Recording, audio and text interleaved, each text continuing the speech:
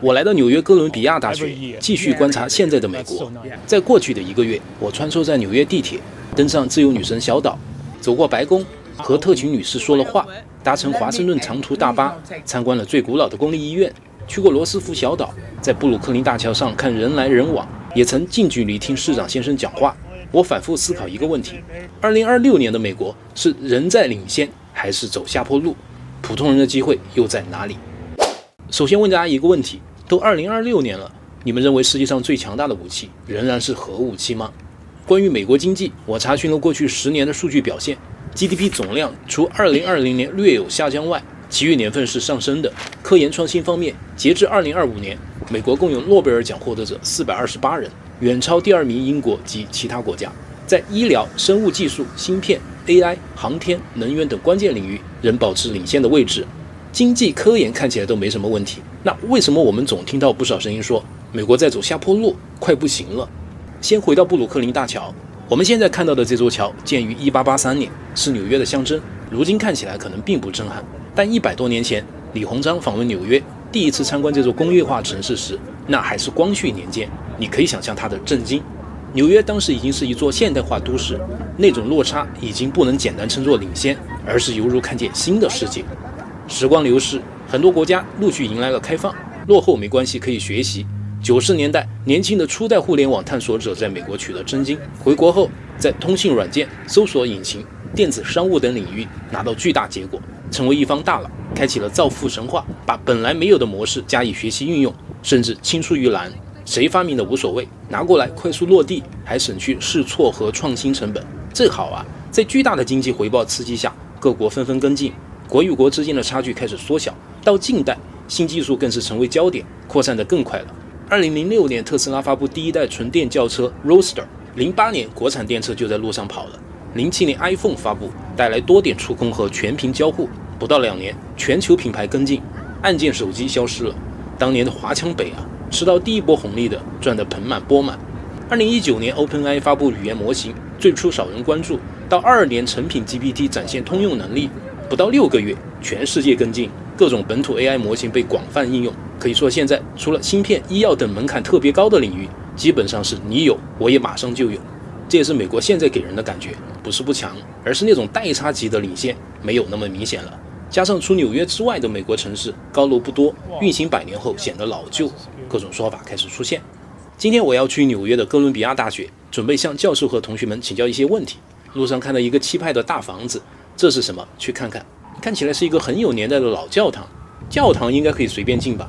跟着前面2位进去，很安静，说话要小声点。It's a church here. It's a cathedral. So I can visit you. You wanna read this? Go ahead and read it. Okay.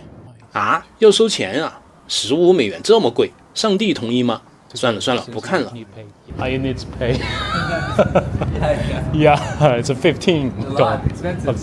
刚才那2个老外也出来了，15块太多，都不愿意花这个钱。从教堂过马路，贴着右边的街道走，很快就接近哥大的校区。前面有一群人在干嘛？好像在发东西。左边在登记，右边看起来可以领一大盒吃的。这个游客千万别领啊，属于人家的福利。打听一下。Excuse me, what are these? Like helping people, right? Yeah, Colombia is doing a turkey giveaway to some of the local pantries to distribute to people. Okay, every year. Yeah, every year they do it. That's so nice. Yeah. Thanks. Take care. 可以呀，这么多堆在这里，这包装看起来不错，不知道是哪些人可以领。经过一个小门不让进，怎么回事？美国大学按理是开放式的啊，看来要绕到正门去看看。好大一只黄狗，哦哟，给树施肥呢。又经过一个封闭铁门，看有门卫，学生都要刷卡进去，怎么回事？这里应该就是哥伦比亚大学的正门，感觉更加森严，门口站2个安保人员，这边有个提示，访客必须要获得 QR 码，去问问怎么获得。跟着同学进来，他都要刷卡，混不进去的。来这边问。Just how to get a QR code? You have, so are you a student or? No, I'm just tourist. Okay, so unfortunately you're not gonna find a tour today. Yeah. Okay, but it's Columbia.edu/public access. On the website? On the website. Yeah. And that way you could just come back when your tours available. Not today. Not today. There's nothing available today. All right. Tomorrow? Maybe. All right. I'll check it out. Thank you. 进不去得网上申请，我又尝试预约第二天，提示不可预约，后面的时间另有安排，这次就没办法了。纽约的大学都这么严格了吗？其他城市不是这样啊。我记得之前到加州大学随便进啊，还可以到教室里面听课，都没有人管。刚刚问了一位不愿意出境的同学，他说哥大之前是半开放，24年初因为一些事件，校方开始收紧管理，现在要预约。我顺便问，近10年美国最大的创新是什么？他说是 AI。这个回答和我预想的差不多。可能会有人不同意，说 AI 是泡沫，也就方便查查资料，过度神化了。但我感觉恰恰相反，很好用。对普通人来说，最直接的价值就是把原本需要专业背景、经验积累的知识，快速变成你也能用的东西。比如反诈，很多骗子专门盯着老年人，说什么营养品、保健品有多神奇，老人信息不对称，很容易被忽悠成功。但如果老人会用 AI， 只要把对方的话丢给 AI 问一下，套路马上就被拆穿，骗子灰溜溜的跑掉。当然，关键在于普及。美国目前的普及率还可以。我在华盛顿听到快90岁的老先生在谈论 AI。The AI was telling me this. I didn't know this. 于是我问 So how do you think AI? Well, it's a mixed bag. You have to double confirm things. Yeah. Absolutely. 看马探很懂，还指出了 AI 目前的缺陷，有时候需要多次确认，提高准确性。而知识获取只不过是 AI 最基本、最表层的应用。它真正的强大之处在于把理解、推理、组合和执行这些原本只属于人的能力，系统化的变成一种可以调用的生产力。说人话就是可以深度的用于科研、医疗、能源控制，甚至是军事应用。说是第4次工业革命一点也不夸张。坐地铁去时代广场，接着说，开头我们提出一个问题：核武器现在主要是氢弹，是不是人类目前威力最大的武器？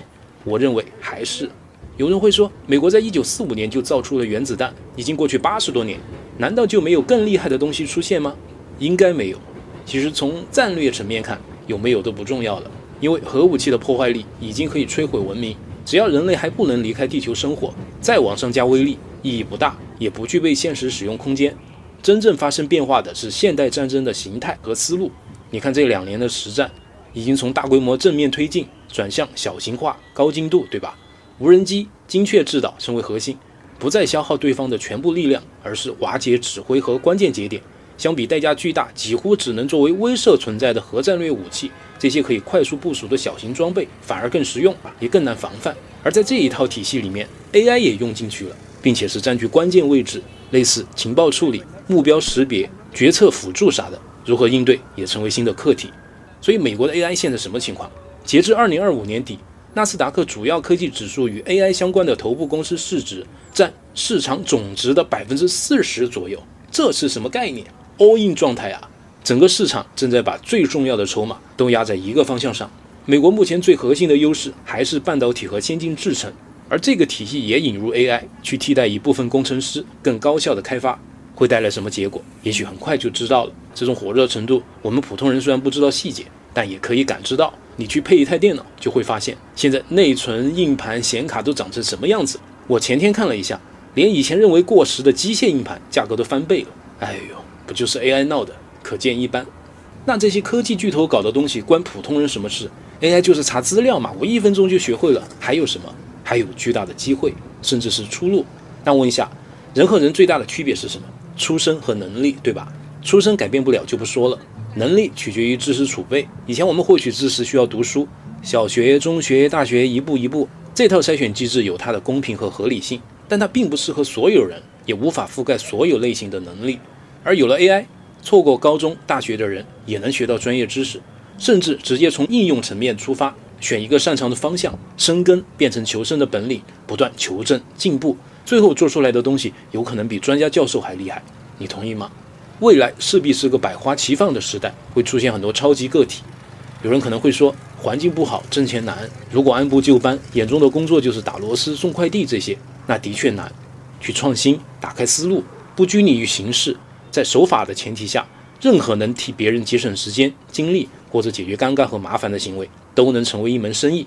比如我在美国看到的替人遛狗的、接送宠物的，甚至还有宠物情绪管理师，这些都不是传统的正经工作，但他们挣得不少啊。你都不需要创造需求，去把早就存在的需求明码标价，并且升级优化，让顾客开心就行。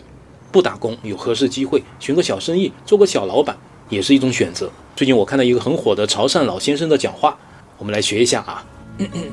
拍港式不會出拖計，永養世界港資，做生意衰衰愛好計，所以好好踏足，也愛刻苦耐勞嘅港渣啊！我潮汕话不行啊，这里面有一些道理。现在去买点吃的，看纽约这些海报，远远看过去什么2个汉堡3块钱，这边8块钱一个套餐，是真的吗？它下面有一行小字，要很苛刻的条件才能用。我们进去看，看吧，最便宜的也要12块，哪有什么3块8块的，就是噱头，先把你引进来，随便填了点肚子。我们去附近逛逛，看看这里的人怎么挣钱。这是画画的，看一下，这画的也不像啊。左边呢，这个好一点，画一张要半小时，挣10美元，你觉得怎么样？像这些路边摊现在也很卷，大部分东西5到10块，没有门槛的事，在哪里挣钱都难。这个大猩猩拍照，砍价后也是10美元，但是他们是2个人，还要穿那么重的道具服，也是体力活。这边有2个韩国的舞团，等一下会跳舞。这拍摄的女生拿的我们的国货啊，看看跳的怎么样。一跳人都围过来，正前方没有位置，所以我站侧面，大家将就一下。起手是扫腿。